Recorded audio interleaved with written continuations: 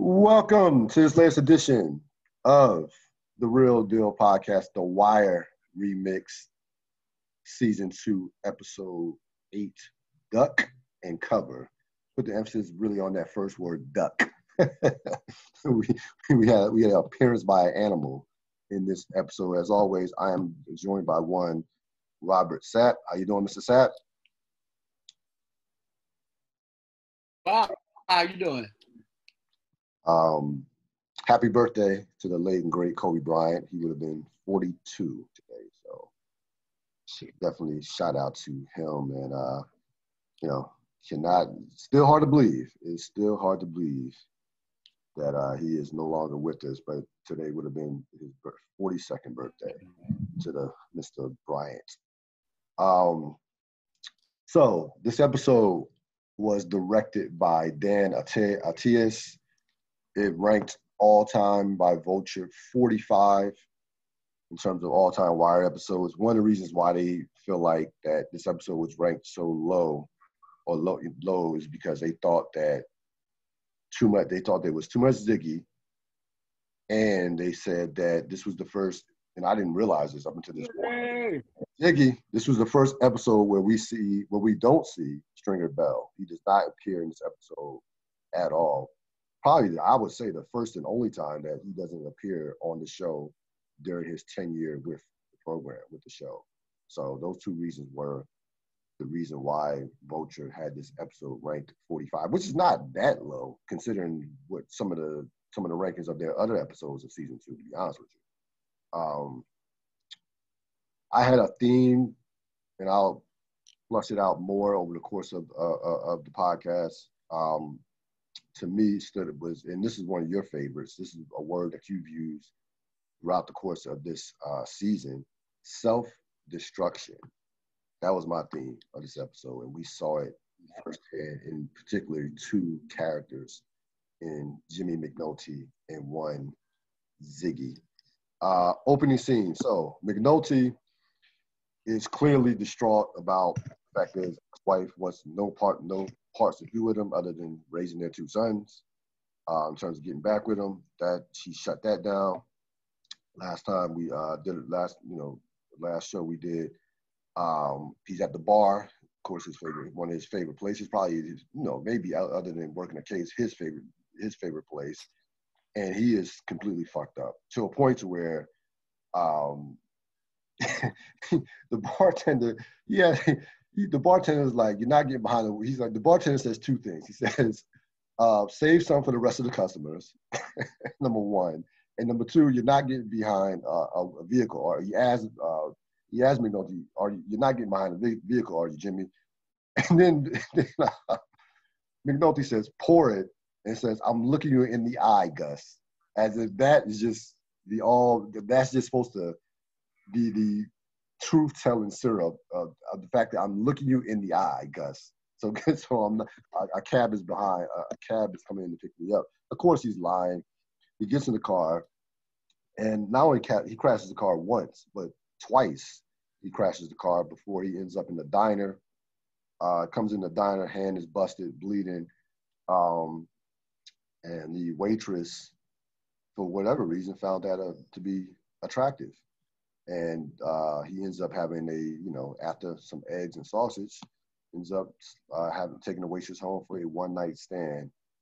Wakes up the next morning, bloody hand, in the waitress's place, and realizing how fucked up at this point his life is.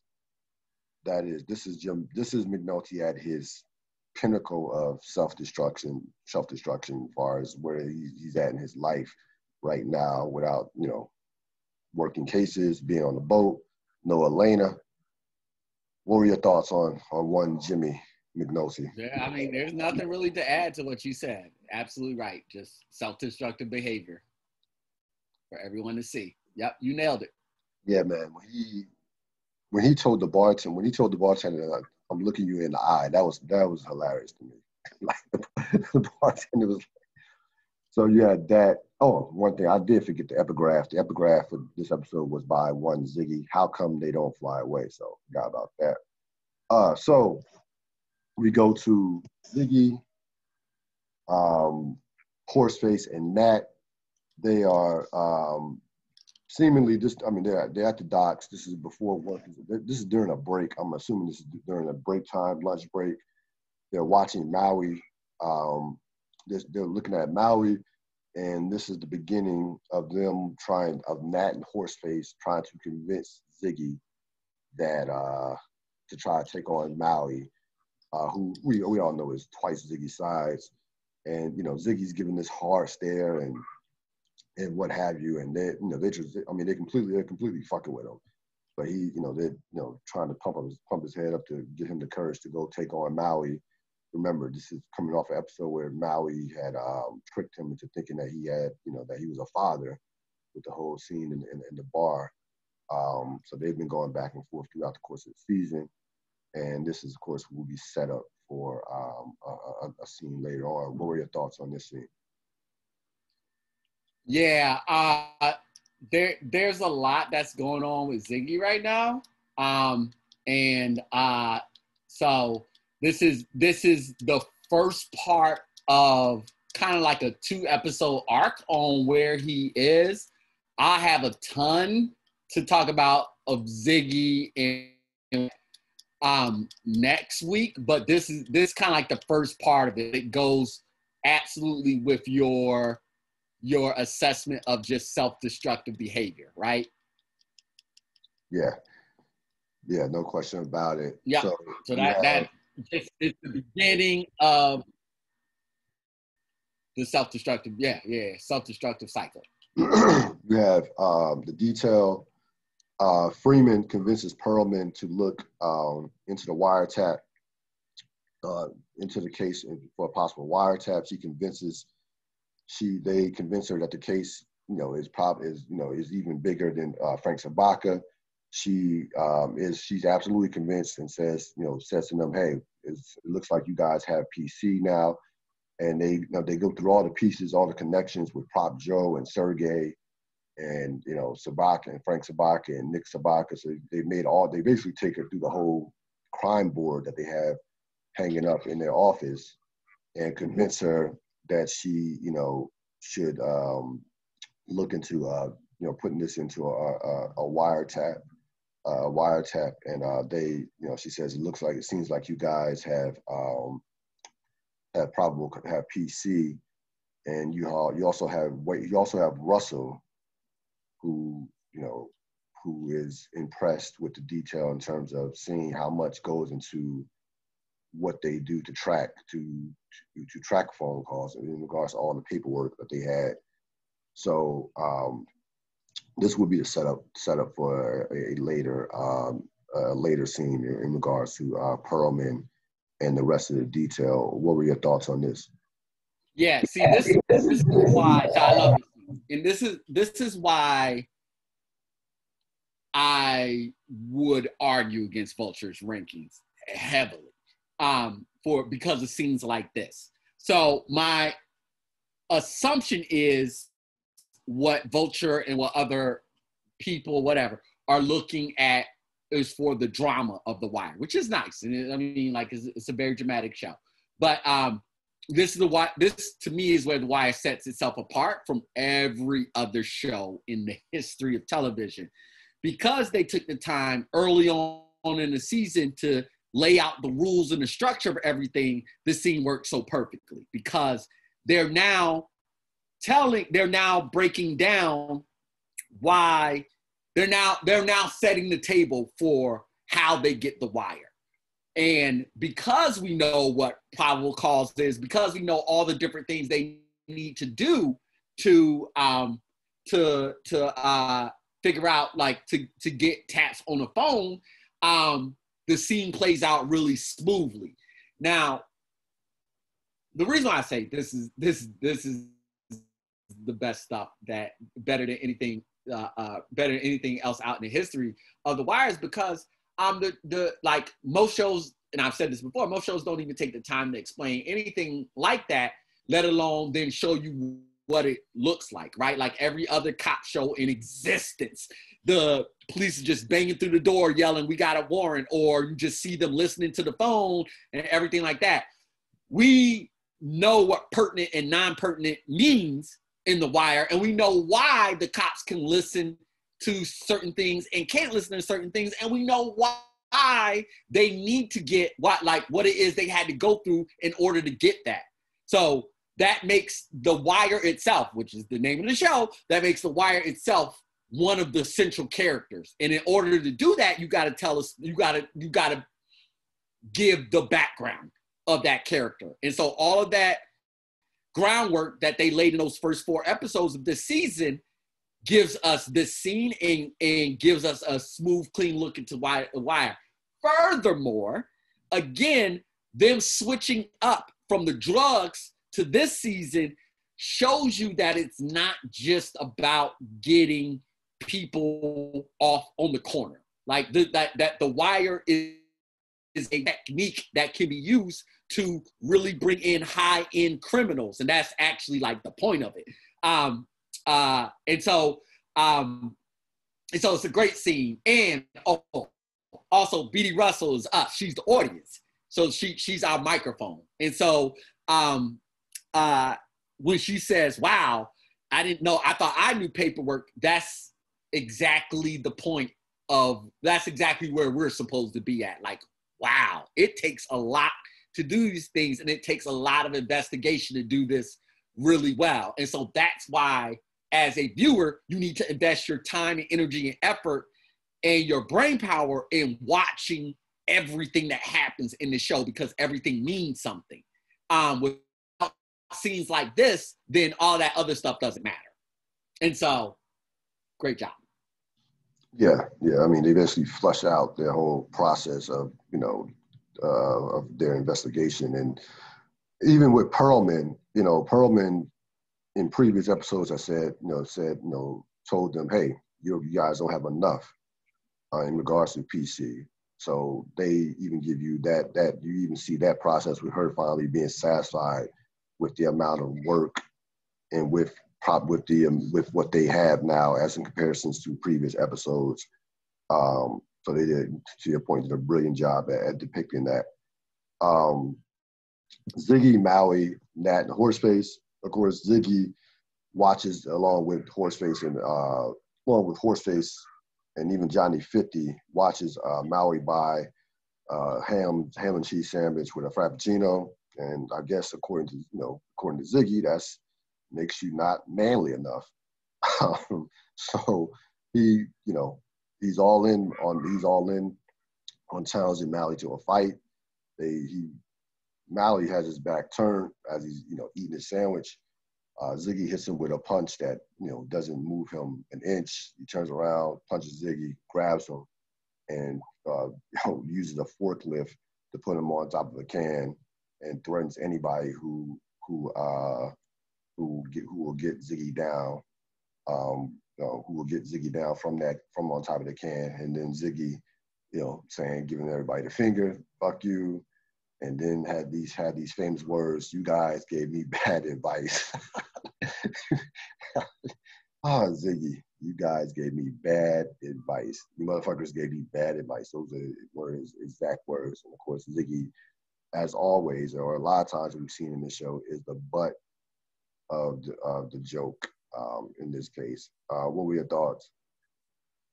So this is part 2 of I said 2-episode arc. This is really a 3-episode arc, right? And I think I said not last week, but the last time that we talked, that that we're in full-on tragic figure mode. Now, just like they did in setting up the parameters of The Wire for this season, in those first episodes, they've done the exact same thing with setting up Ziggy for what is to come. And this, again, I would argue vehemently against Vulture on this. Now, this one I will argue vehemently against. You need this much Ziggy in this episode to make what happens matter, yes, and give you the impact. Ziggy's mattered this whole season. And so anybody that can't see it, I don't know what to say to you. But So if I'm just isolating it to this episode, which is insane because you can't do that with The Wire, but if I'm just isolating it to this episode, then this is part 2, because what the arc that they're taking you on is about Ziggy's implosion, and then what that implosion impacts. Like you said, Ziggy's the butt of the joke. Ziggy feels that he's the butt of the joke, and there's a lot of reasons why. We've talked about a lot of them, and there's more talk about Ziggy to come, and that. But the fact that he's the butt of the joke drives him to do the things that he's doing, instead of people looking at it as a cry out for help. People laugh at him, which only fuels it more. Yeah. And I'll stop because there's so much to say. But I argue vehemently against Vulture on that point. Ziggy, the amount of Ziggy in this episode is absolutely necessary. Yeah, Ziggy, this has been building up for, Yep. This has been a build up, and I've mentioned this on previous episodes. I even through the comedy, I will mention to you, to the audience, watch Ziggy's reactions. Pay close attention to his behavior, because this is not. It is coming to a head, like with the jokes and with him getting just pushed aside. Like this just is this is intentional. This is very much intentional. Was very much intentional by the writers when depicting this particular character, who is going to play a vital role in this season. He is vital for the importance of this season. He's just not a character that just for comedy by any stretch of imagination. So you have the detail. Bunk joins the detail and laments the fact that he's in the detail. Comes in with some sweats on, and talks. They crack on about playing lacrosse. And he brings up Jim Brown, who's all, by the way, a lot many people didn't know, was All-American at Syracuse with not only football, but also was a world-class lacrosse player at Syracuse as well. And you have Freeman saying, "You putting yourself next to Jim Brown," and Bunk really doesn't want any part of being. He gets along with the detail, but he really doesn't want to be there. So you had that scene, that quick scene. What were your thoughts on Bunk joining the detail for this assignment? Yeah, this setup. You have Frank and Horseface. Frank talking to Horseface about the fact that Horseface talking to Frank about Ziggy, and also saying, Ziggy, I can't believe what Ziggy did, what your son did. And then before he even gets into the details of it, you had them discussing the fact that Frank had no, I don't think that this is not all right. Frank and Horseface briefly discussing Ziggy. This is a quick setup before Frank starts to realize some things that are not right. So this scene was a quick scene setting up a scene that we're going to talk about in a couple more scenes. So this was just them two. This was just a setup scene. This scene will flush out in a couple minutes. You had the detail. So the detail, go back to the detail with Perlman. Perlman gets the affidavits. They go to the judge's house, and the judge, of course, signed the affidavits for the wiretap. You have Herc and Carver carrying what seemingly is an air conditioning up 3 flights of stairs, while Freeman and Perlman are getting the judge to sign the affidavits, and then you had the judge telling them to just by the way, give the windows a wash on you after you carry this 1,000-pound air conditioner up the steps, or 500-pound air conditioner up the steps, up the 3rd floor steps. and then you they signed, they get the affidavit for the wiretap, and then then that scene ends. What were your thoughts on that scene with the judge and them getting the affidavits? Yeah, it's another kind of like little peek into the legal system as defined by The Wire, as defined by what they know. Like the idea, right, is that the person who, writes, puts down the affidavit and puts it in a certain way, based off of the evidence that is involved. The judge gives either the yay or the nay to it.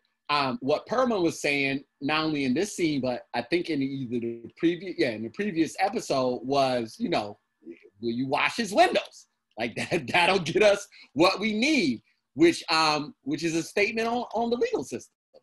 I mean, it just absolutely is that there are ways in which to get things done, and a lot of those ways in which to get things done don't really actually have a lot to do with the merits of the case. So it's kind of like another political move, for lack of a better way to frame it. Go to Frank and Horseface in Frank's office. So Frank starting to get suspicious. He realizes the phone company, he calls the phone company. The phone company gets a call from the phone company, and his bills haven't been paid for, like, he's 3 months behind on his phone bill. And he's been told by the phone company that his phone has, he tells them, hey, the check will be in the mail. The check will be in the mail as soon as possible. And they basically said, it's okay. You've been flagged. Your phone is still on. Your cell phone is still on. So then he gets off the phone. And he asks Horseface, when you don't pay your bill for 3 months, what happens? And then Horseface says, they cut your phone. Now, pay attention to the gesture that Horseface did with the throat slashing in the scene. It will, just pay attention to it. Put a bookmark next to that gesture that he did. I didn't realize it until I've seen this episode. I don't know how many times. I did not make the connection in terms of that and how that would play out, but there is a connection. But basically, Frank is picking up on the fact that he doesn't know why his phone has been flagged, and he's starting to get, the wheels are starting to turn in terms of something must not be right here. He hasn't quite figured it out, and we'll see over the course of the episode when things start to come clear. But this is the beginning of him figuring out that something is quite not right. What were your thoughts on this scene? Yeah, set up. But yeah, you said what needed to be said, and it's setting up. We go to the Bodhi and Poot are in the pit. They're looking at a pit that has basically next to no customers. Then they go to the towers. The towers, same thing. They have, hardly no people there. And of course, this is due to a lack of product, or no, not lack of product, a lack of quality of product, which was, talked about, which has been talked about for the last couple of episodes in regards to where the product versus East Side dope. And fiends are just running up, drug fiends are going to the East Side to kind of, to get high.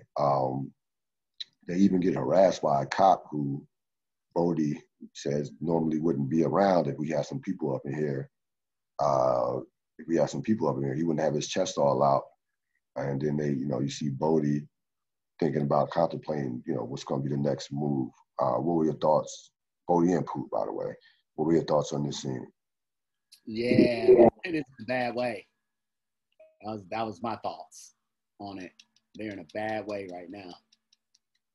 Yeah, because you have the towers with no real estate, with no product, with weak product. Minotti and Bunk, are drinking or doing that. They're one of their normal spots is by the train tracks, drinking. McNulty, of course, has his famous Jameson in hand, while Bunk, had a Heineken. Bunk talks about the detail and talks about him being assigned on this case for the detail. McNulty, and of course, I mentioned earlier that Bunk is not crazy about being assigned to this case with the detail. And McNulty says, I would trade places with you in a heartbeat. And basically, it says, if I can't work the case, what good am I? So this, and Bunk jokingly says, well, if that was it, if that's it, then just go ask Rawls, knowing full well that Rawls is not, would never acquiesce to McNulty asking to be on that case.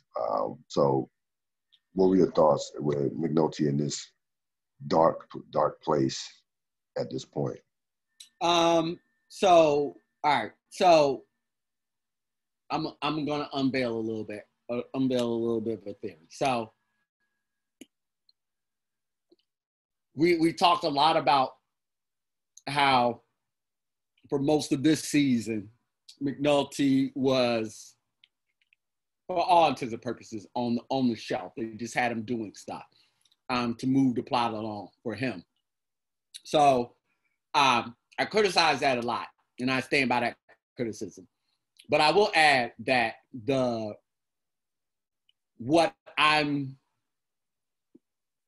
fairly certain was happening was that they were reimagining the McNulty character.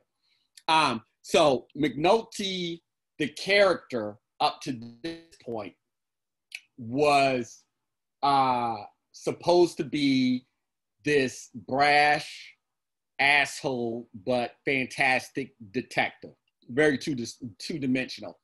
They want to bring more. They want a more dynamic character.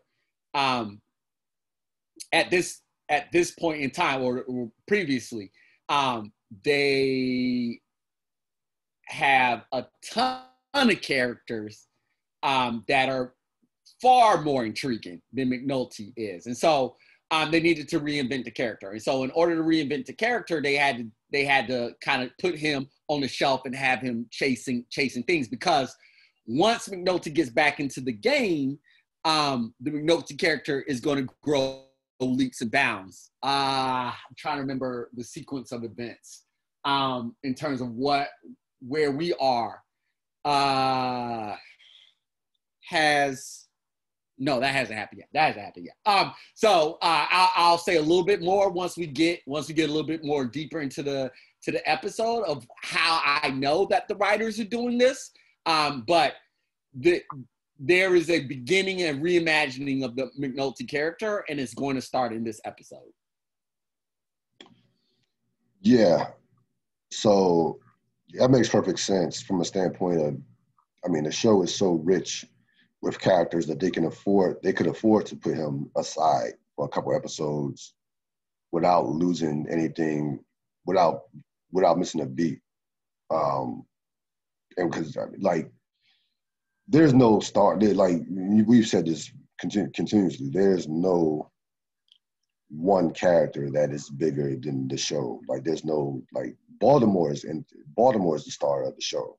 City, if you want to look at what character is the star, is the city of Baltimore. But there's no one individual character that carries the show, or that the show can miss. Because there's so many dynamic characters on this show. So I can definitely see them taking time to think about reinventing his character at that point. So yeah, that does make sense. Yeah, Frank and Lou. Lou, of course, is the older brother of Frank Sabaka. He offers to give him a position, a port position, where he basically just has to do nothing, not even show up to meetings, and get paid. His brother, they're doing this over some beers at Lou's house, and his brother, of course, turns this down, and basically we see the difference between he and Frank Sabaka. They get into it. a minor argument, and Lou basically says everything I got on the straight and narrow. Frank, you know, refutes that and says, you know, you don't have to make the choices that if you were in my position. And Lou basically says, I'm glad I'm not in your position. I don't want to have to. Wouldn't want to have to make those choices that you've made. And ultimately doesn't want Frank's life. Wants no part of Frank's life. He just wants to, you know, sit at home, enjoy a ball game and a beer. So, and he's older than Frank, so he's I would say he's retired. So you see the difference between the ideologies of one Frank Sabaka and Lou Sabaka, which we will see will play out through the course of the rest of the season in regards to Nikki and even Ziggy. What are your thoughts on this scene? Yeah. Now I want to say I like this scene. I like this scene every time I see it. Now, if I were going to knock this episode for anything, it's for scenes like this, or this season is for scenes like this, because the scene doesn't essentially have any purpose. It doesn't need to exist. But it exists specifically for what you're talking about, to show a dichotomy between the philosophies and essentially to show that Frank's a piece of shit. I mean, that's ultimately what this scene is getting at.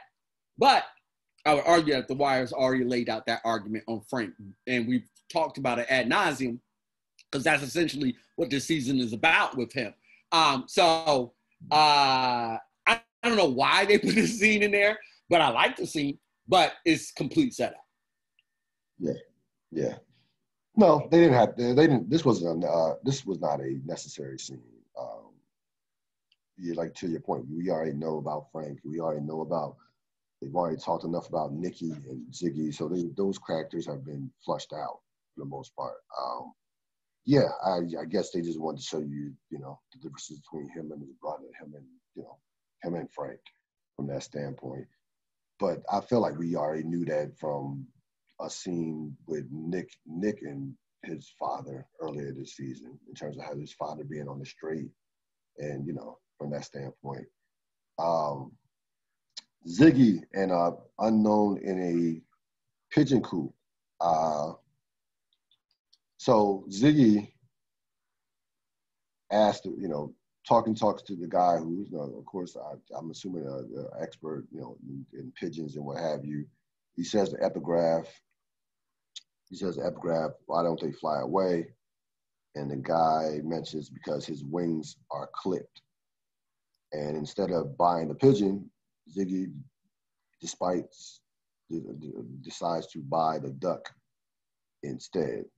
Gives a whole, a bunch of money for the duck. Didn't want the pigeon because he says they have lice and what have you.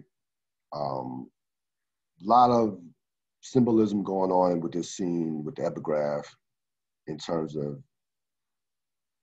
individuals being trapped in their respective environments, in terms of when you mentions the wings being clipped. I mean, you can mention that, we could have talked about that with McNulty on the boat.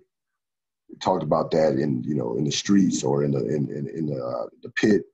Those people who are trapped in their lives, and fiends or what have you, drug dealers trapped with their particular lifestyle. So there's a lot of symbolism and metaphors with this particular scene, and with that particular saying, the wings being clipped.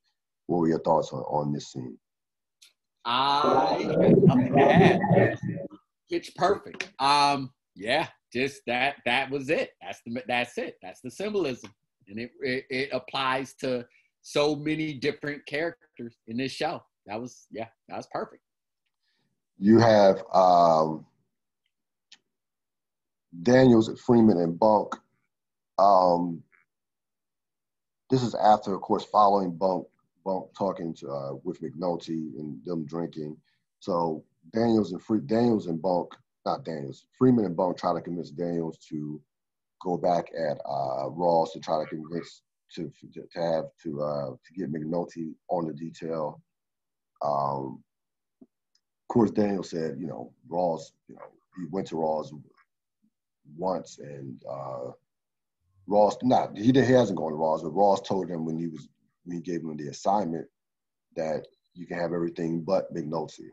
So Freeman says, go back to him and see if, go back to him because, we're carrying, we're trying to clear 14 murders. So we need all hands on deck. We know he's self-destructive. We know he's an asshole. We know this and that about him, but he's good. He's natural police regardless of that. And we need to, if you want to clear these murders, basically, we need to get all hands on deck. What were your thoughts? Yeah, time for McNulty to get back in the game. They needed him to start doing something.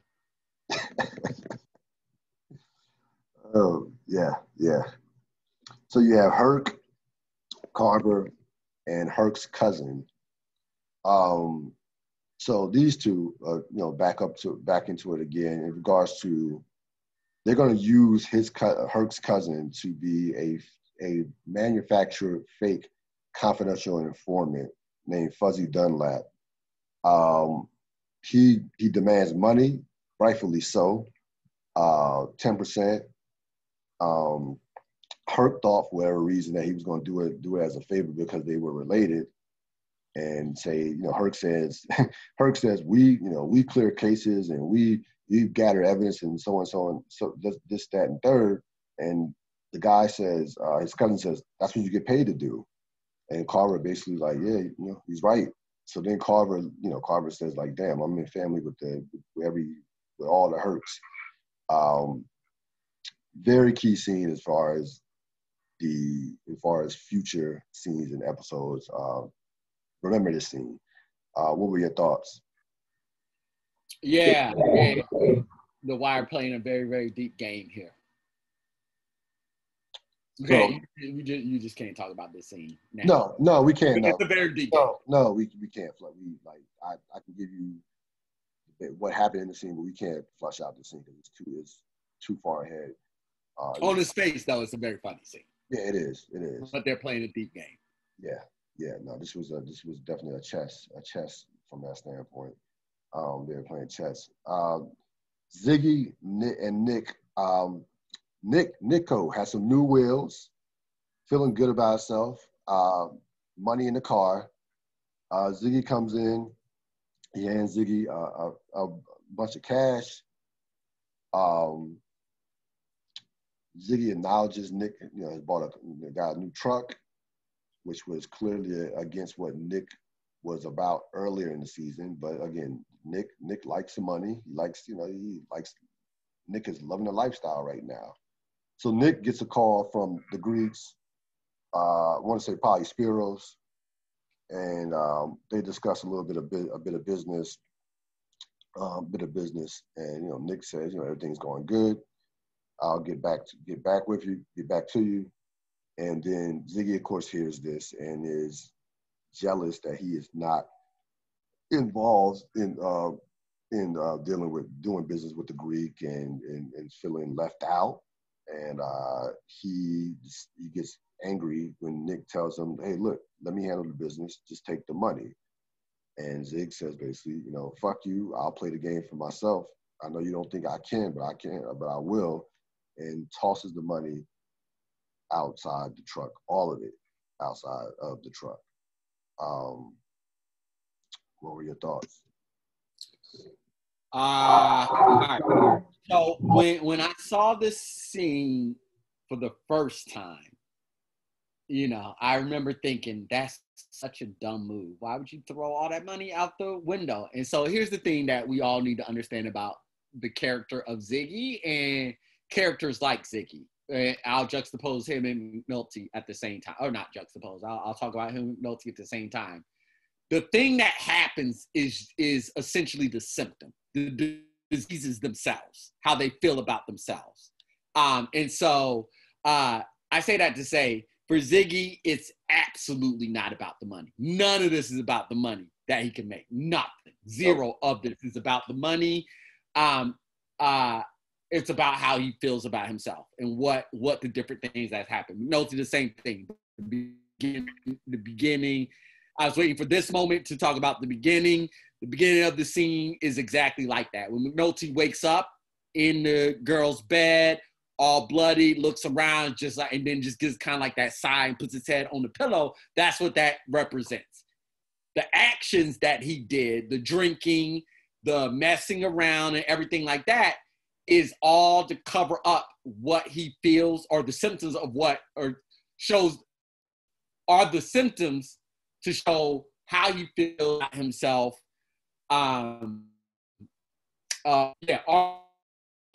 How he's about himself, which is horrible about himself.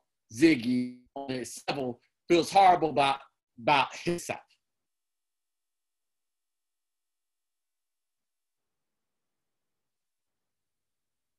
Yeah.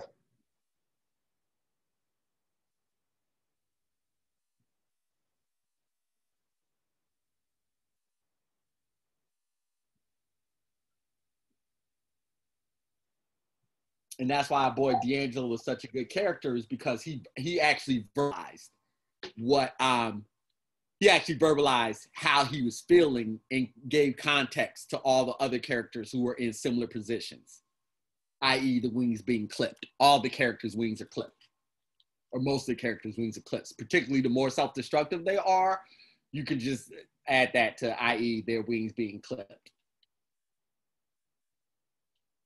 Yeah. I mean, Trapped. Yeah, Trapped. Wings being clipped mean trapped. yeah. Both McNulty and both McNulty and Ziggy are trapped in their own. They're trapped in their own horribleness. Yes. And neither one can see a way out, which again points to why they had to reimagine McNulty's character, because they can simply, anyways, Ziggy will be finite, McNulty will not. So they needed to grow the McNulty character. You have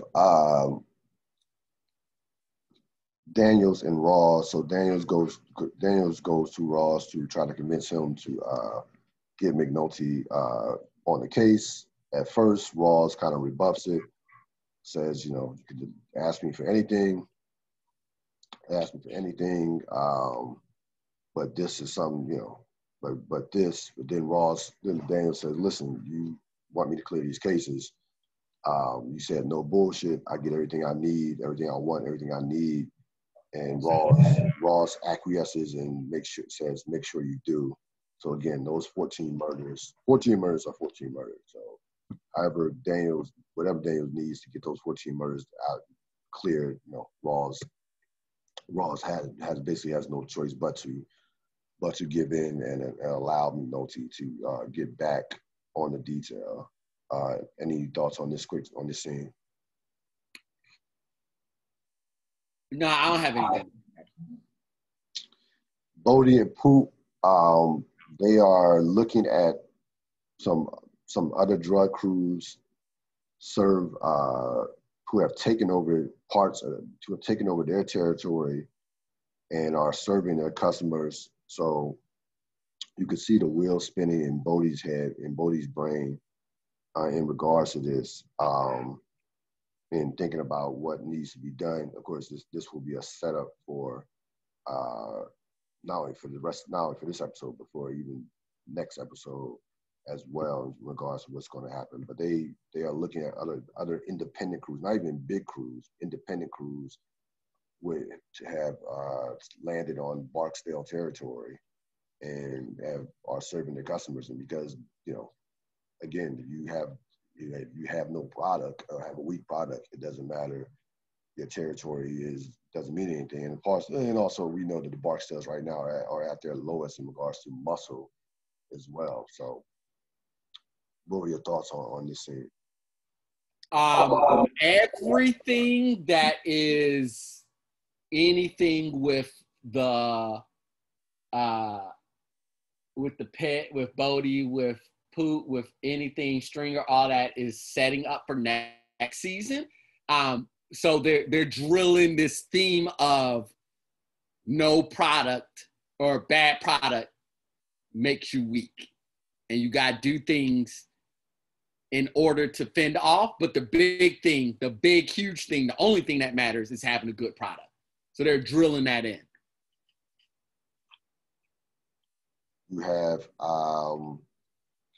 McNulty finally gets the call that he's off the boat from Daniels. So you had that going on real quick. Nothing much to add there. Carver go to Carver and Daniels. Carver shows Daniels the phony confidential informant, and Daniels signs off on the money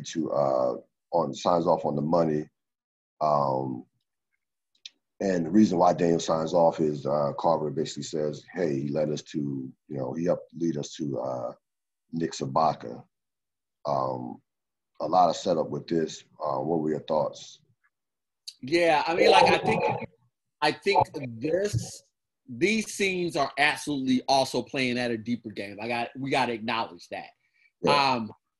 Because even beyond what we were initially talking about, it's the character development of Herc and Carver, and where they'll ultimately not end up, but where they'll ultimately start to go. Like my big takeaway is just that they did all this for $250 extra, right? Like this is child's game. You're playing kids game. You're playing like you're playing very minor league right now, and they both need to think bigger, but they're incapable of thinking bigger right now. And so the deeper game will be, what are the things that will happen that will ultimately snap them out of this stupid little mentality that they're having. But as of right now, they can't move past how they traditionally thought about things. Yeah, Bunk, Kima, and Perlman, they're discussing the girls and how to go about the next step in regards to that. Perlman wants to see if they can connect them to the drugs as well. So a lot of setup for this particular scene with where this rest of this episode is going to go, as they are discussing again the move with the girls and the drug connection from that standpoint. What were your thoughts? Yeah, what resonates with me in this scene is when is at the beginning when Perlman goes, or somebody says, this is starting to feel a lot more than Frank Sabaka, and that's what this scene is really laying or is adding on to. This case is spiraling because there's so many different parts to it, and very little has to do with Frank Sabaka. You have Bodie cuts a couple of dealers loose due to a lack of business. We see Bodie in a position of power, having to make decisions, having to think things through. These guys ask for some severance pay, and he basically, tells them, severance pay. Huh? They do not say severance pay. What they say? He said. I thought. What they say? It said severance. One of the best lines in The Wire. I love this line so much. What did he say? Because the kid goes, so can we get some of that separation pay? Separation. You're right. I'm sorry. It was separation pay. Exactly right. They meant severance. You're saying the correct one, but yeah. They not saying some of that separation pay. I love that line so much. Yeah. And then Bodie, of course, basically, tells you're right. But nah, no y'all. Separation pay here, homie. Yeah. No union. This is not union. Good try. Good try. So no union to go to complain. He cuts them loose, and again, we this will be we'll dig deeper into this lack of quality of product over the course of this episode. What are your thoughts on this scene? Yeah, a setup. Perlman in the detail. With the detail, they're trying to decide who's going to go undercover as a John to the cat house. Kima and Bonk, of course, are out. As far as that, they basically eliminate themselves, saying that it's not going to happen in regards to domestic issues. Herc volunteers, and Daniels rebuffs that and says we need a more subtle approach. And then McNulty walks in to the office, and Kima says, "Well, it takes a whore to catch a whore." So McNulty is going to be the one that will end up going undercover. What was your thoughts? Yep, set up. McNulty's back in the game. Yep, might as well use him. He's gonna be back in the game. Might as well let him get them shots up. Ziggy comes in the bar with the duck, as playing like he's a blind man. Ziggy puts the court, and not only comes in with the duck has a diamond necklace around the duck's neck. Puts the duck on top of the bar, then proceeds to order shots, buys the bar, buys a round for the bar, buys the duck, gets the duck some shots and a chaser, and puts a saucer and fills it up with some beer. It has the duck drinking out the saucer, and also taking shots as well. Ziggy is now in control of the narrative of comedy. So he takes it upon himself to not to be the butt of the joke, but to lead the joke. What were your thoughts? My big thought, I can't say everything I want to say here because this is setting up for something that happens in next episode. But here's what I'll say. Pay attention to everybody's reaction right now. And how everybody else is involved in this situation as well. And then I'll follow up when we talk about when we talk more about it next episode. Yeah, so in terms of that, you also had a couple of the stevedores. Not a couple. Yeah, at least 3 or 4 of them. Nope. Everybody in that bar. No, I'm talking in terms of buying drinks for the duck, and from that standpoint, it was about 3. It wasn't everybody. It was about 3 or 4 of them who chose to buy. Yes. Okay. That's from that. I'm not talking about in terms of the reaction. Yeah. I get what you're saying. So you had about 3 or 4 of the stevedores says, if the duck's drinking, the next round's on me, and then 3 or 4. So they're all in on it from that standpoint. Yeah, I know what you're talking about. Everybody, he gets a reaction out of everybody. Everybody reacts to it. The bartender, Dolores, everybody's getting a kick out of it at that point. Yeah, at that point. That's it. So you have McNulty and Kima. McNulty and Kima are scoping the girls out to see who they're with. They find out they see a John being escorted. They see a John with the girls, and they see the girls being escorted with bodyguards. So they see that real quick. Of course, that will be a setup for later on in this episode. Anything to add to that?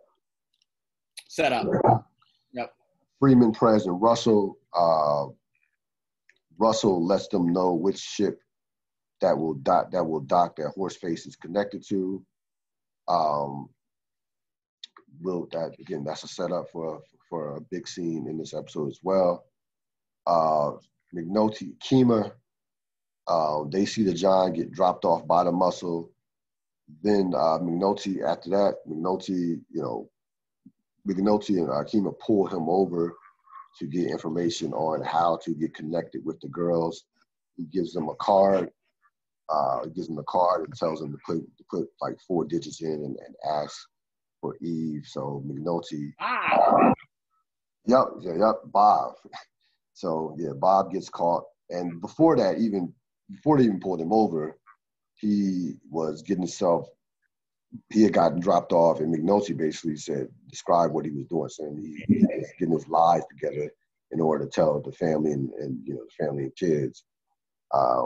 So they pull him over. McNulty gets information, gets a card from him. The card has 4 numbers that has to be punched in when he makes the call and to ask for Eve. So McNulty has his way into to the has his, as he says, his ticket into the dance in terms of being going under. A little bit more finesse that's going to need to come.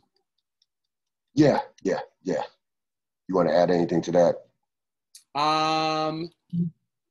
No, it's pretty much set up. I mean, I love the scene between him and Kima talking about it, because that pretty much admits that, I mean, of course, his separated wife is on point about him. He has no intention of course, changing or anything, because he kind of outlines with that line. First line he says is, "It's easy to lie to the wife. It's the kids that you have the hard time looking at." So it just kind of like outlines like his mentality about it. And I just like, you know, a lot of times I talk about comedy being hiding something else. In this aspect, it just was fantastic. Just the actor who played Bob played it so well. Bob was having the worst day. He's about to have the worst day of his life. Yeah, no, he's not in a good place. Bob was having a bad day. He's about to have a bad day. So I really appreciated how that actor played that entire role, because I was laughing the entire time. There's nothing deeper, no deeper meaning about it. He's just like, oh shit, I got caught. I got caught. Like, this is about to be all the way bad. And he was so happy to be, as soon as they said, as soon as McNulty was like, "You can go," he was sped right up. Like, yo, I'm out of here. Yeah. Woo, Bob. Ooh. Bob was the winner of that scene. He was. Yes, he was. Bob made out at Bob. Yes. Yeah. I felt Bob's stress. Oh yeah, you don't want to explain this story at all. That's it. You had the detail. They're watching that can disappear through the computer. So of course, Sergey confirms it. You have Kima watching Sergey take the can. Frank is looking at all this happening as well. Frank looks on. Then you have Kima and Herc gives Herc and Carver the truck information. And then Frank, so you have Kima and Herc Kima gives Herc and Carver the truck information, and they are on as far as tracking this can from the information from the computer. What were your thoughts? Set up. Frank then, through information with some of the port cops, realizes that Russell was lying to him about where she was detailed at. He finds out that she's been detailed to local police, to a local detail. Remember back a couple of episodes ago, she told him that she was detailed to somewhere in Fairfield County. So, you know, his wheels are completely spinning at this point in regards to thinking that something is wrong. Then you have Frank and Horseface. He tells Horseface, you know, that Russell lied to him, and just basically says, why would she lie? Horseface says, you're being paranoid. And then he tells Horseface to lose a clean can. What were your thoughts? Because you're paranoid doesn't mean somebody's not after you. Frank's starting to catch on. Set up. Yep. They're just showing he's starting to catch on. So we go back to the detail. They see another can. They see that another can has disappeared. They tell Herc and Carver to stay. Daniels tells Herc and Carver to stay on the can. McNulty catches up with the truck that has been delayed by Russell. He was impressed by her, her maneuvering, her figuring out how to delay that truck through basically a traffic stop. Frank calls Spiros to let him know that he gave them a clean can, and demands to meet with the Greek. What were your thoughts on this action? Yeah, there's a lot going on with this particular action. Double G and Sergey, so they get to Double G's place of business, of course, the store, the radio store, TV, television store. They open the can up. Double G sees that the can is clean. He calls up to complain to Frank, not to Frank. He calls up to complain to Spiros. Spiros tells him that he was expecting this that he was expecting this, of course, because he's received a call from Frank that Frank gave him the can purposely, or that the can was going to be clean. What were your thoughts? Yeah, this is building upon the theme of Frank just catching on. Bodie and Poop. So Bodie and Poop get a couple of their dudes to meet up at 7 a.m. at the spot where he saw some independents selling on Barksdale territory. Bodie comes up with a plan. The guys at first were wondering why it had to be so early, but then he tells them that they got a chance to get some action in with some bats. So they all at this point they are all in terms of that. In terms of that, Bodie making moves without really talking to anybody above him. I noticed that a part of this particular scene. Like this is the move that he's going to make. This move right here. There's a bigger move that's coming, of course, in the next episode. But I did notice, it did jump out to me that he hadn't consulted anybody in regards to this, not Stringer or anybody above him, which speaks to where the Barksdale organization is in terms of lack of organization and lack of structure. What were your thoughts? Well, I thought about that too, but they're facing things that they've never had to face before. It just wouldn't have been a thing for somebody to ever come down and start setting up in front of them up until this point. And so this is the first kind of like time that they've had to deal with that. And as you kept mentioning, it's an independent. This is not another structured thing where it would be necessary to get Stringer involved. And so is it a bad move? It's a bad move because of what we'll talk about next episode. But in terms of the thought process and how it goes on, like I've watched this episode a bunch of times and it's never once been like, oh, I thought Bodie was strategically making a mistake. This will ultimately lead into everything that Stringer will ultimately talk about with why he is structuring things the way he's structuring things, because of this is the beginning of an event that will happen. We just can't talk about this till next episode. Yeah, I thought, I'm not gonna say it was a bad move, because I think right now within the Barksdale organization that they're, as far as where they're at right now, you have Stringer, but there's not that the structure is not there right now. So I think it speaks to that. It speaks to that more than it speaks to Bodie making a terrible move. It actually was a smart move from a standpoint of meeting up at 7 a.m. so that he, get him, saying that, hey, we got to be there early before they set up. That actually was smart, to be honest with you. So he had that part on. He was on point in terms of that part of the strategy. McNulty and Daniels. McNulty is looking at a second can when Daniels tells him, and at this point is at night. So McNulty has been on this can through the course of the whole day, late into the night. This is the can that Sergey dropped off, the can that would end up being a clean can. Daniels tells him that, hey, the can is clean. Tells him to go home, and tells him to go home.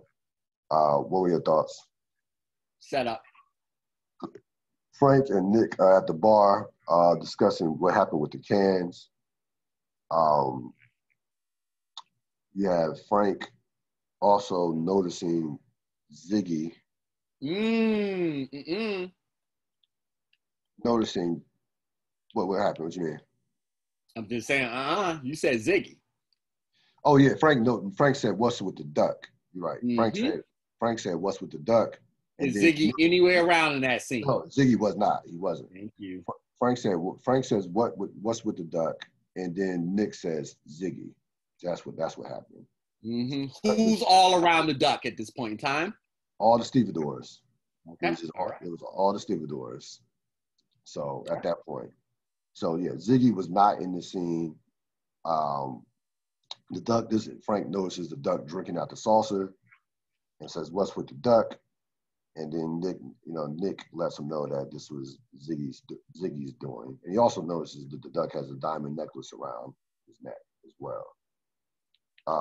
What were your thoughts? Who's around the duck? That was my thought. All the stevedores. Yep.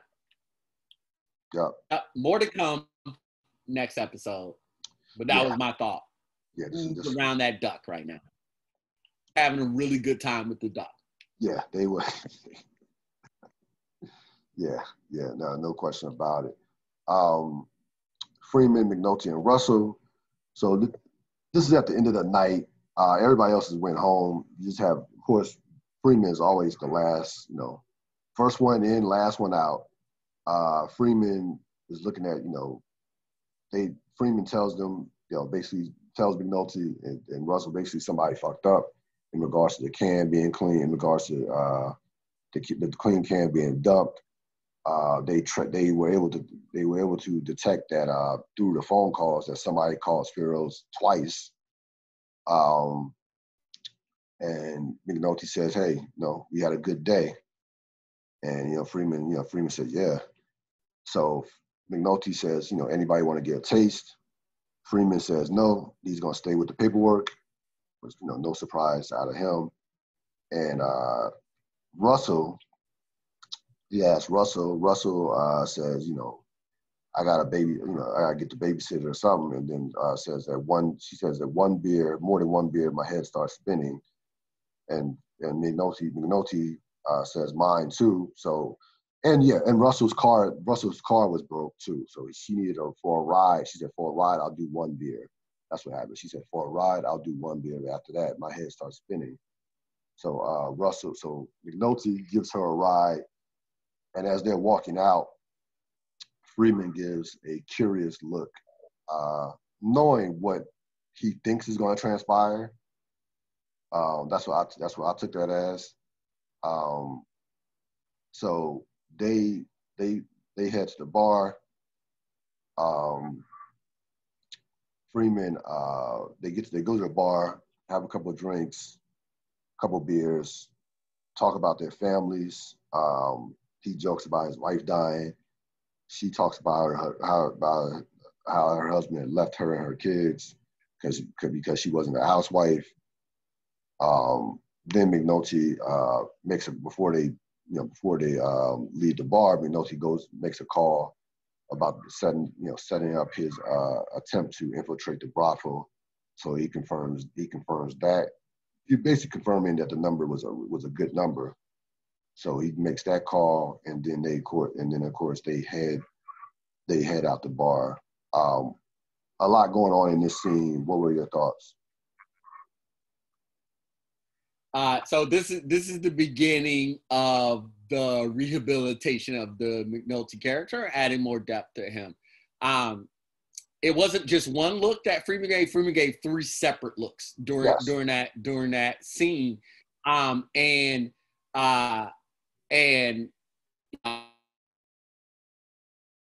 at this time,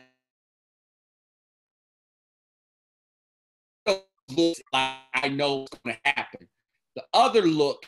One of the other looks is this is something different. The way that he's interacting with her is different. And then on top of that, so this is the beginning of the rehabilitation of the McNulty character, because we haven't gotten into the part at the end. So no question about it. This will set up the latter part of the episode. Bodie, of course, is at night. It's late at night. Bodie continues to case the corner. He sees these independent crews working the corner, selling on the corner, and then he sees the 2 guys that he fired. He sees them now with that particular crew. So he's plotting what's going to be, what his next move is going to be. Well, he already knows what his next move is going to be. He's just looking to basically see how many of them are there and who they're working with. And again, like I said earlier, he sees the two of his former workers now working with that crew. What were your thoughts? Yep, set up. So we go to McNulty and Russell. They're back at her place. She offers him another beer. She gives him another beer before she says she has to get some stuff cleaned up or whatever, some stuff that she has to take care of. And as he's drinking the beer, he's walking around and looking at a bunch of toys around. There's bills on her refrigerator. It looks like a place of a single female with two kids, with two boys. So toys all over the place, and he walks around. He was very very nosy, McNulty. He not only he doesn't just sit down and drink the beer. He's walking in the fridge. He's walking into the kitchen. He's opening the cookie jar. I mean, McNulty basically is all over the place. She comes back, and McNulty has a bout of conscience and decides to leave. Decides to leave all of a sudden. When I'm sure, and maybe I'm misreading this, maybe not. Let me know. I'm sure that when they came back there, that her intentions were that they were going to have sex. That she was expecting to have sex with McNulty. And maybe he was expecting to do the same before he actually went inside the house and walked around the house. The acting by her in this scene was phenomenal because as he's walking out, he says, "Long day." He said, yeah. And she said, I think she says, "Yeah, for everybody." And she has a look of confusion, also a look of confusion and relief at the same time. Confusion in terms of, damn, I thought we were going to sleep to have sex. And maybe relief from a standpoint of, well, maybe it would have been too quick and maybe this would have caused some friction within us working together or some awkwardness, the fact that we're working together on this case. Just phenomenal acting by Amy Ryan in that scene because she conveyed all those emotions as he's walking out the door. What were your thoughts? Yeah, you're definitely. Here's where it's simpatico. It going back to her place, whatever, she's open to whatever, people are open to whatever happening. That like that. And it says something of that he's already has his jacket on, is ready to leave. All those things are there. Again,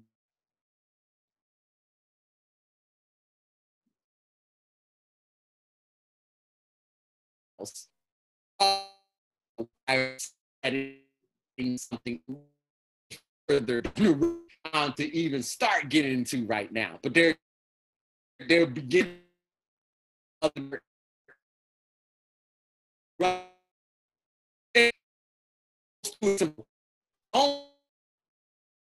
is the beginning of that. They both recognize that this was not.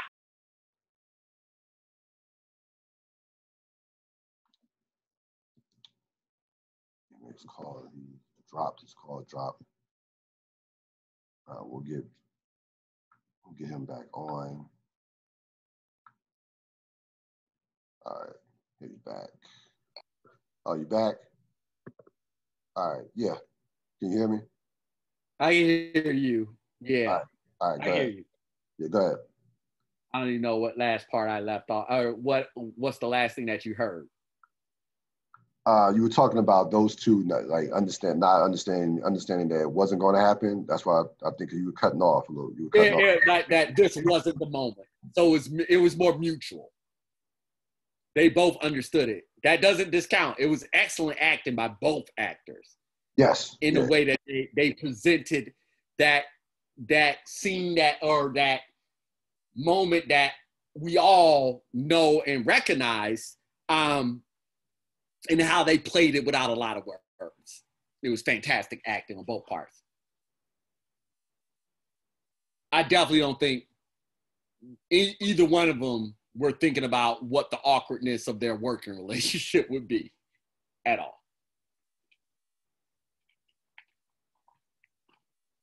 Yeah, I mean, yeah. Well acted, beautifully played. Yeah, no, it was. So yeah, they gave McNulty a somewhat redemptive, humane moment. Beginning. Nah, yeah, let's all slow down because we know what's coming. It's the beginning of it. And they also are also playing a long game with these two as well. Yeah. And it'll tie into his ultimate redemption. I wish we could talk about the entire series as a whole right now, because then I could really go into what's going on, but we're not doing it that way. So, yeah, what's going on right now is the very, very, very, very, very, very beginning of something. So you have Bodhi and Poot. So Bodhi and Poot, along with about 4 or 5 other Barksdale members, take the corner away from the unknown gang that they were casing earlier. Of course, the unknown gang says, we'll be back. He says, you'll see me asleep. And, Bodhi says, yeah, I know. And basically Bodhi said, you had nobody to do it the other way with, in terms of he had some of his ex-workers. So he had no respect for them as far as being fierce. Poot, of course, had a gun, and they had about 4 or 5 other dudes that were with Barksdales that had bats. So Bodhi knows that this is just the beginning, that that this is not over. Poot says, hey, the way they're gonna come back, and Bodhi says, yeah. Bodhi says, yeah, the way we punked them, they got to. What were your thoughts? Yeah, I mean, there's nothing to add. There's nothing to add to what you said. The only thing that I thought the last 2 times I watched this scene was, and I'm just asking you this, did you get Belly vibes? Belly? Yeah, remember Dude in Belly when he comes up with the banana? Banana, the Jamaican dude. Anyways, I don't know, the guy in the yellow and the white, and the way that he approached them, I just but in both times I watched this scene recently, I was just like, man, that reminds me of the scene in Belly. But other than that, there's nothing to add to what you said. Frank, Nick, Spiros, and the Greek. So they Frank and Nick go to the Greek's deli. They finally meet the Greek in person. At first it was just Spiros, and then basically when Frank threatens to walk out and is walking out, the Greek pops out of nowhere and says, "No, stay. Stay, and let's talk."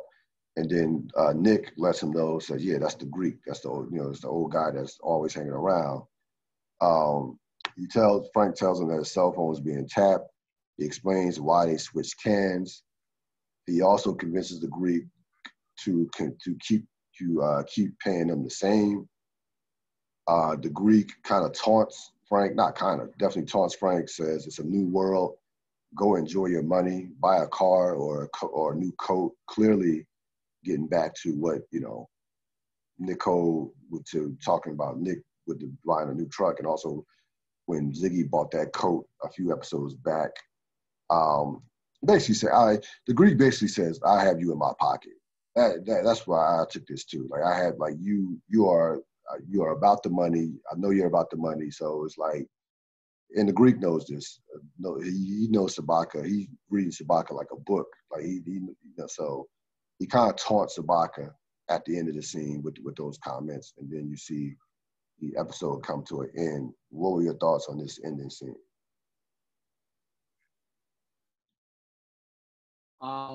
This is the culmination of kind of like all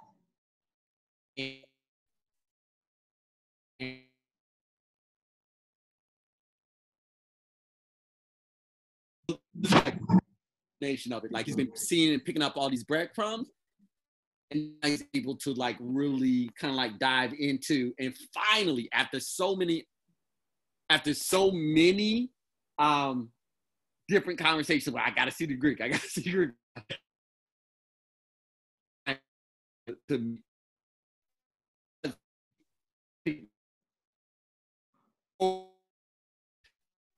the way in which he's going about his business on this.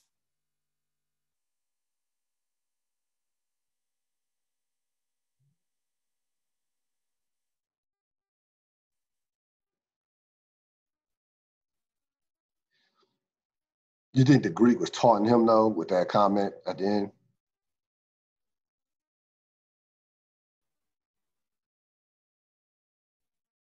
The Greek was giving him a warning.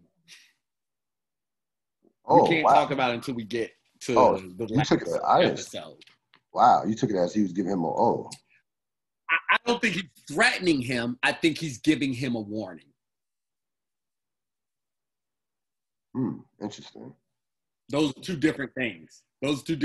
So Frank, okay, so I think I can break this down a little bit without waiting for that scene. So, what the Greek is essentially saying to Frank is that everything you've been talking about is bullshit. Go out and spend some of this, enjoy this, like live your life a little bit. Because all this other stuff is whatever, it's stressing you out and you're being a crazy person and all of this right there. And so I think he's warning him that his fool's gold end goal is ridiculous, because Frank makes that statement, I have things going on right now. And if the Greek if they felt a different type of way, they could just end them right there. So what are you doing this for, Frank? What is all this coming? What is all this is working you up into a place of angst and anxiety. We have that same angst and anxiety, but we're doing this on a much bigger scale because we are enjoying the windfall of our profits. That's why we're doing this. You need to enjoy some of this, because the end of this will not be, because you need to enjoy some of this.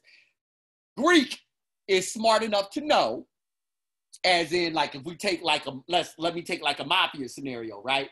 So like the mob, and this is the perfect, the scene in Goodfellas, right? Where he's like, well, homeboy came to them asking about the restaurant and should you be a part of the restaurant? And the guy comes to them asking for the restaurant in order to chill out Joe Pesci's character, but ultimately what they're going to do is bust them out. Ultimately, what the Greek and them are going to do is fuck Frank over. Like that's the end game. That's the end game of this whole thing. They're in it. He says it clearly. Oh, I get it. None of us are in this for love because we enjoy each other's company. We're in this for the money. You're flipping out because of the money. I'm not flipping out because of the money. I'm not flipping out because of the police and the cops and everything like that. It's because the Greek uses his money to keep the thing going. Frank is not even remotely seeing that or thinking that way. And so his end, and so the Greek can see his end. And so if you're going to go to jail, blah, blah, blah, whatever the negative ending is, you might as well enjoy the money. That's the warning he's giving him. Yeah. Yeah, and I think the Greek can also see through Frank through Frank's bullshit in regards to... It doesn't matter to the Greek. That's the point. That's what's my mafia thing. It doesn't matter. They're there to get as much out of Frank as possible. Right. get as much out of Union as that. It doesn't matter. They're not there to be caring about Frank and his peoples and his causes. Greek, like that. The Greek overall, right? The overall message, what you're saying, the Greek doesn't give a shit about Frank's union and his doctor. Like they, and Frank, and I think to your point, I think that the Greek calls Frank out for his bullshit from a standpoint of saying that don't pretend like you're not in this for the money. Don't pretend like you actually give a shit about your doc. Right. Don't come to me with this moral, moral I'm doing this for the union. Nobody here cares about that. Don't do that. No. Yeah. Tell them lies to your friends and family. Yeah, I'm not here for it. We all enjoy the money. We all love the money. So let's enjoy the money. Yeah, the Greek. And he says very clearly, the reason why I'm giving this to you guys is because I'm thinking about the future business we're going to do. That's the only reason this deal is going through like this. Right. Yeah, because he gets he pays them the guards. He pays them in spite of the fact that they gave him the clean can. At first they were not going to continue to pay him the regular pay. Then he says, you know what? No, of course they weren't going to pay him to get nothing. Right. Who does that? Yeah. No. Exactly. Yeah. That I see what you're saying, right? From that standpoint, it was a warning. It was a warning. We're just trying to give him a little game. No question. Like, getting back to the Goodfellas comparison, when they were trying, even Paulie was like, look, what the fuck do I know about the restaurant business? So Paulie was like, yo, this shit is gonna fail, without exactly saying it. You know this shit is gonna fall apart, but it's not gonna be my fault, it's gonna be on you. So even when they were begging Paulie for the money to go in a restaurant.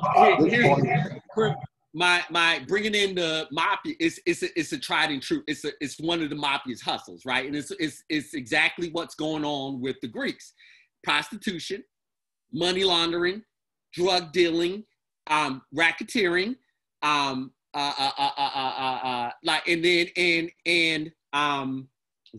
what is this called? Whatever it is, where you get invested in the business and then you take the business for all it's worth without putting anything in. And then when it's time to leave, you just leave. And the business, who cares what the business is in? You took it for all it's worth. That's a tried and true method, a criminal organization method. That didn't just happen. The reason it's so good in Goodfellas is because he breaks it down, what it is that they do. But they've been doing that. They had been doing that. Organized crime has been doing this for centuries. Centuries, forever. Not years, centuries. They brought that over from Sicily, mafia. Yes. But all these different organized crime units, it's just a bread and butter. And so that's why easy money is never easy, as we've all been told by our parents, because there's always a cost to it. Yeah. And so the Greek knows how this is going to end out. He knows. He's been doing this for a long, long time. He knows exactly how this is going to end. And so he's saying to Frank, man, just enjoy that money, brother. Enjoy while it lasts. You too deep in it now. You can't walk away. Might as well enjoy some of it. Yep. MVP. Who was your MVP? Oh man. I didn't even think about this one. So I think if I'm thinking about an MVP for this episode, then my MVP is Ziggy. That's a good one. I had McNulty, but I'm gonna go Ziggy and McNulty. I think you convinced me with Ziggy. I'm gonna go Ziggy and McNulty. Who was your Chardine Award? Beatty Russell and McNulty in that scene. Yeah. That was a fantastic scene. That was. I love the no word scenes in The Wire. Very little words. I think that's when the actors show their best stuff. And that was really good stuff. I agree. Yeah, I agree. That was a tremendous scene. I thought Frank Sabaka was great, and I thought the actor who played Frank Sabaka was great. That's a good one. He was That's good actually a too. really good one. Yeah.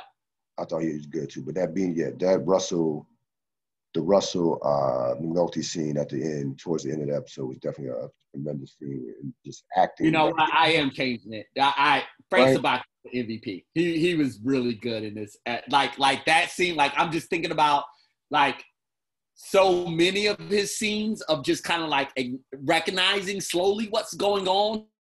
And it was a lot of just observing stuff, right? Like when he comes out for that first smoke and kind of just sees Kima kind of not looking right? Like just he's just kind of looking at her like, huh, interesting. This worker who's supposed to be working on a pole is just kind of looking around at us. So it's just kind of, huh. Then he goes over and talks to the guys, and they say, and he asks about BD, and they tell him, he's like, huh. Doesn't say anything about it. He just another one. And then when he does the thing, and then he walks out of there, and he sees the port police stopping the truck, just the look on his face, it just, nah, that's Frank. It's Frank. Frank's the MVP. Yeah, he cut this episode. He did. He definitely was cooking. He was in his bag without question. We were talking about the theme of self-destruction, and it centered around, basically it's centered around the primary focuses of this episode with Ziggy and McNulty. McNulty's kind of like rebound from his own self-destruction, Ziggy's deeper plunge into his own personal bout of self-destruction. I also thought that we could easily add, because I thought about this over the course of this episode, we could easily add Frank and Nick to that as well, because Nick is enjoying this. Nick is enjoying this money so much in regards to he's doing stuff out of character, like buying a new truck, that to draw more attention to himself. And you see Frank with his his thought process, whether it's at the end of the scene, at the end of the episode, or whether it was with his brother, that conversation in regards to his mentality being that self-destructive. And also I can include, these moves that that the Barksdales are making, or Bodhi and their path. So it was a lot. I thought that theme of self-destruction definitely resonated throughout the course of this episode, not just with Ziggy and McNulty. Yeah. That's going to wrap it up for this latest edition of the Ril Dil podcast, The Wire Remix, season 2, episode 8. Next episode will be a explosive episode, to say the least.